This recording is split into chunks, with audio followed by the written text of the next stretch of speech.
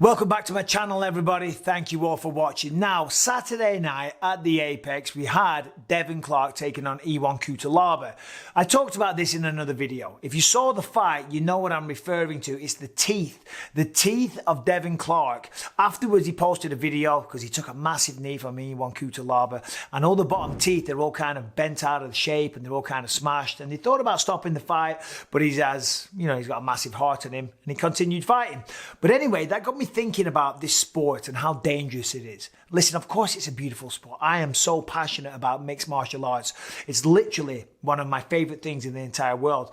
And I'm so passionate about it and I love everything about it. But it's also a brutal sport, you know. It's a cruel mistress. It really is. And you see it every time when there's a fight. They call it the thrill and the agony with the UFC. You have one side, they're over the moon. They got their arms in the air and they're celebrating, they're hugging their loved ones.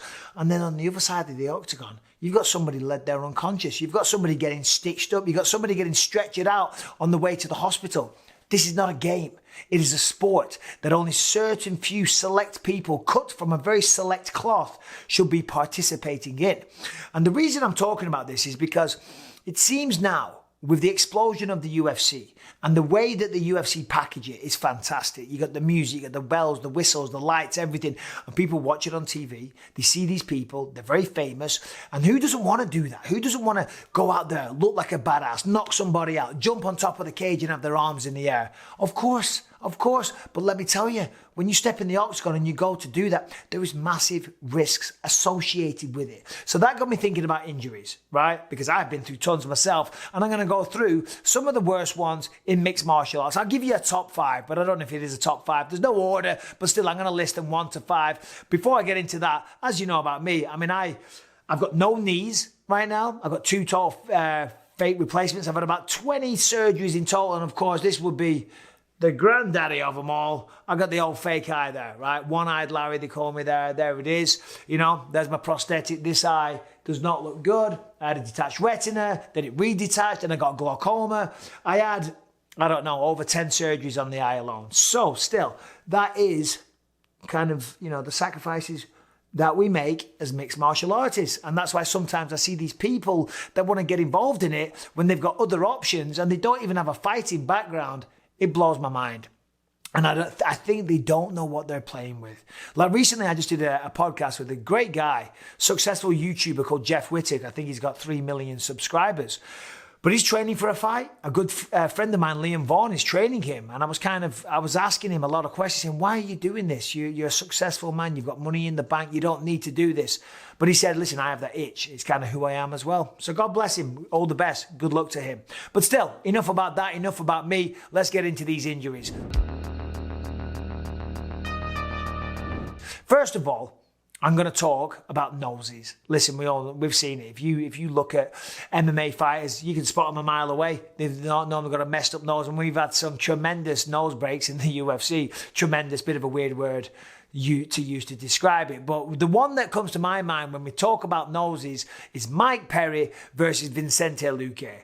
Down in Uruguay, I think it was. I called the fight.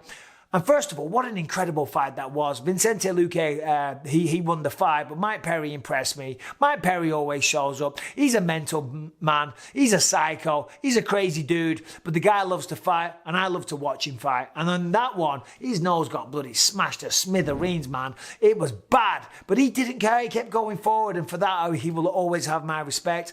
Another one is Andrei Arlovski. You know, his nose is pretty messed up. Junior Dos Santos.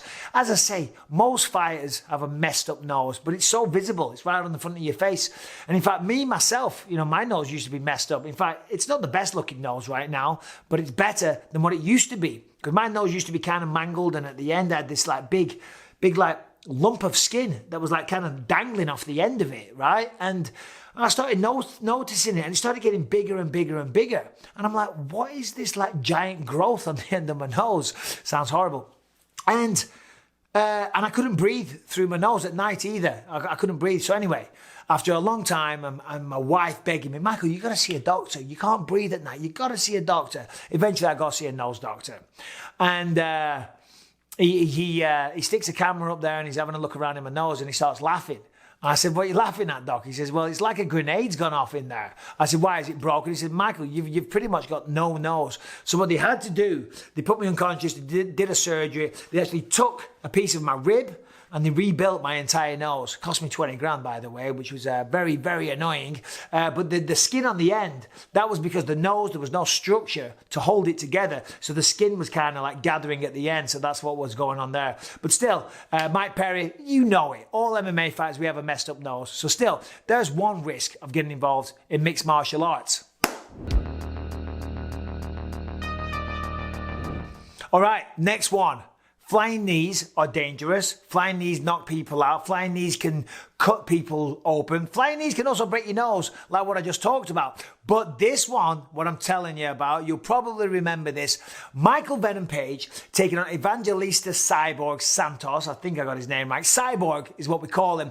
The flying knee from hell that actually smashed his skull to pieces. If you go back, I think it was Bellator London, Cyborg versus Michael Venom Page. Michael Venom Page, what an amazing striker, by the way. That guy is just sublime to watch. Absolutely phenomenal. It was round 2. Cyborg kind of went in. Venom Page jumped up in the air. Boom. Beautiful flying knee. Bang. Hit him. Not in the face. Normally you're looking for the face. Knee to nose. Not a good combination. Knee to chin. Not a good combination. Knee to forehead. Generally you can take that. But Venom Page obviously had such a ferocious flying knee, because when he hit him there, all right, fair enough, Cyborg dropped. But then on inspection, he had a massive dent in his forehead. You know what I mean? I have never seen that happen before. And by the way, Santos never fought again after that. Cyborg retired a while after, but still he retired. And what happened was the knee hit the head and it fractured the skull. And there's a video out there of an x-ray, a picture of the x-ray of Cyborg's skull. And when you see that, you see the damage. The thing is just cracked. It's like an Easter egg, cracked to bits, just bits of it all over the place. Absolutely terrifying, absolutely spectacular. I loved it, but it is terrifying to see. So if you're thinking about getting involved in mixed martial arts, just be aware somebody may literally crack you in the head so hard, you're going to have a giant dent and a fractured skull. So there you go. Something to consider perhaps. All right, next one, right, and you're probably all waiting for this one because it's been very well documented, of course, been in the public spotlight a lot, certainly this year as well. What am I talking about? Guess. You know what I'm going to say. Biggest star in the sport, yes, Conor McGregor snapped his leg, his tibia and his fibia earlier this year when he fought Dustin Poirier for the 3rd time, but he's not the only one. We know what happened there. End of the 1st round, he snapped his leg. Prior to that, earlier this year, Chris Weidman went out there and snapped his leg, right? When he was fighting Uriah Hall, threw a really hard kick. The kick was checked. It was blocked on the knee.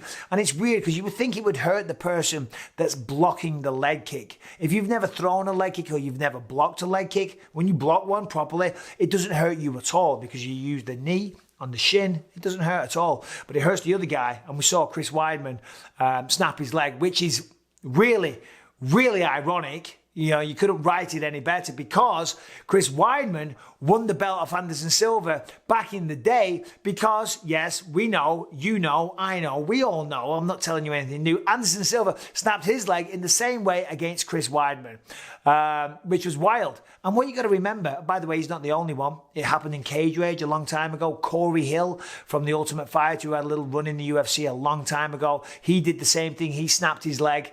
So leg breaks, snapping your leg in half. I mean, that alone sounds horrible. I was there ringside when Anderson Silva broke his leg against Chris Weidman. I was front row with a friend of mine. We had Ronaldo, the football player, sat next to me. And it happened and the whole arena was like, oh man, oh. But the really scary part was Anderson Silva got stretchered past me, carried out, and he was howling. It was so haunting. The scream from Anderson Silva, the pain that he was in, I will never forget the sound that he was making. So there you go. I mean, leg breaks. And you got to remember, by the way, these are conditioned athletes. These aren't people that are walking into the sport or into the cage for the first time, never doing this. They've spent a lifetime kicking bags, sparring, kicking other people, having other fights, conditioning their legs. See, the more you kick bags, Because you hear about these things in Thailand, you know, people kicking bamboo trees and all that stuff. It's nonsense. It's bollocks. People don't do that. You know how you condition your shins? You condition your shins from hitting bags. Simple as that. You kick heavy bags over and over again. Then it causes the bones to toughen up, the calluses or something. I don't know. I'm not a scientist, but I know it conditions your shins and it stops you from having your legs snapped. But guess what? It can still happen sometimes if it's the perfect storm. So there you go. Another one. If you're thinking about stepping into the cage, be prepared at some point to maybe have your leg snapped in half.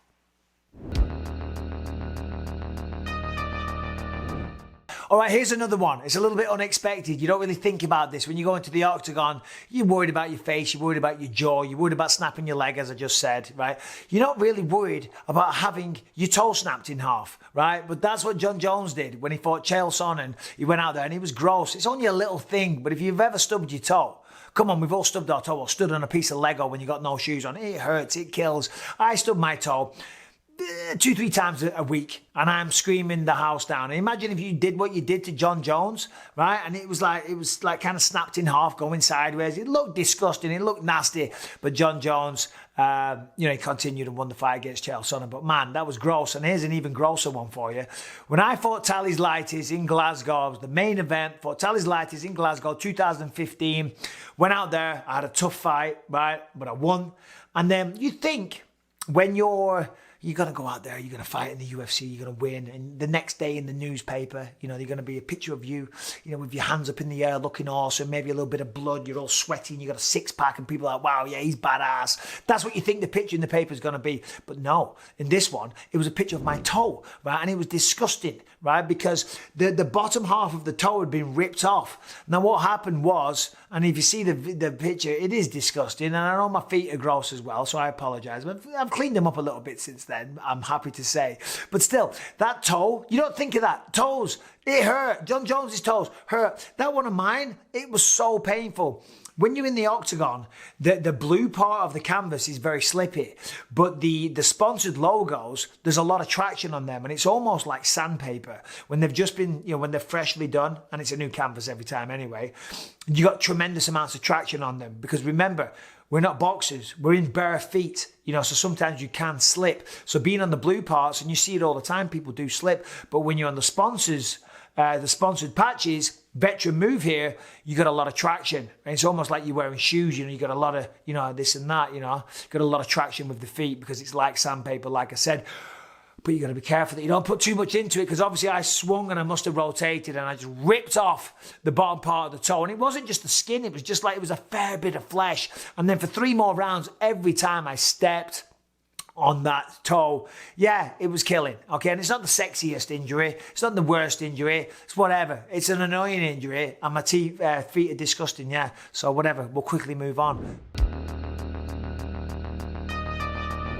Cuts. Of course, if you're going to go into the UFC, you're going to get cut. Come on. You see it all the time, but there's one that really stands out, and I'm going to go way back in the day. I'm going to say it was UFC 68, 69, 68 or 69, Las Vegas, Nevada. No, it wasn't. I'm thinking of Quinton Rampage Jackson there versus Marvin Eastman. That wasn't it. But it was Marvin Eastman taking on Vitor Belfort. Yes, we know Vitor's not my favourite person. He isn't, and he never will be. The guy's a scumbag. But still, even though he's on every steroid under the sun, the man is a formidable fighter and he has a great skill set and he got some pretty good flying knees.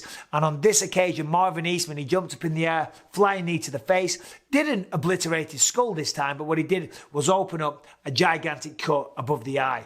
And if you see the still, I'm sure Brandon's got it on the screen for you to look at, it's disgusting, it's thick, it's deep, it's wide, it's long. You can actually see a little bit of the internal workings of you can see the meat of the flesh, you know what I mean? But as we know, if you watch the UFC, they're 10 a penny. They're 10 a penny. I mean, what's some other ones? I mean, I myself, when I fought Anderson Silva and he kneed me in the face, I had a cut here, I had a cut there, I had a cut here, there was blood pouring everywhere. Nate Diaz, when he fought Jorge Masvidal, remember, that was a pretty good one. And yeah, if you can think of any others, put them in the comments down below. There's so many, I can't even think of them all. But still, there you go. What else we got? Well, I'll tell you what else we got. Anytime you hit something, anytime there is blunt force trauma, right, not only is there going to be damage, there's going to be swelling. Where am I going? Very simple.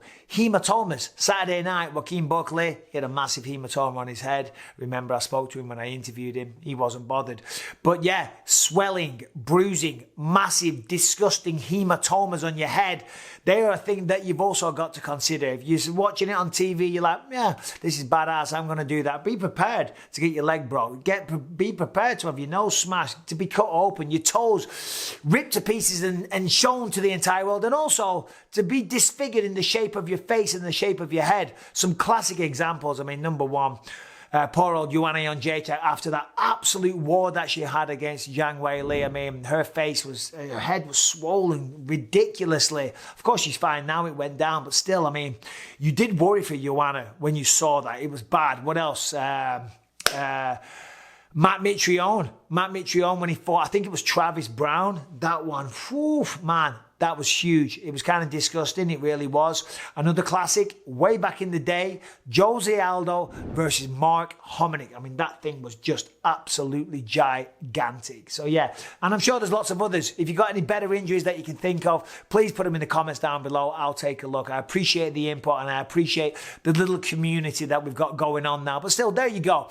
I was just thinking about some of the injuries, and I'm just thinking about how everybody wants to do this, and I love it. I love this sport, and I want to see it grow, and I want to see it get more popular, and I encourage all you people, if you've got what it takes, to go out there and give it a try, and I look forward to seeing you in the octagon one day. But you just got to remember, this is a dangerous sport. It's a beautiful sport, but it's also one that needs to be taken seriously and given the correct respect. Okay, so there you go. Just know what you're getting yourself into. Still, hope you liked that video. I enjoyed talking about it all. Didn't enjoy talking about my feet. But still, there you go. Have a great day. Whatever you're doing, all the best. Take care.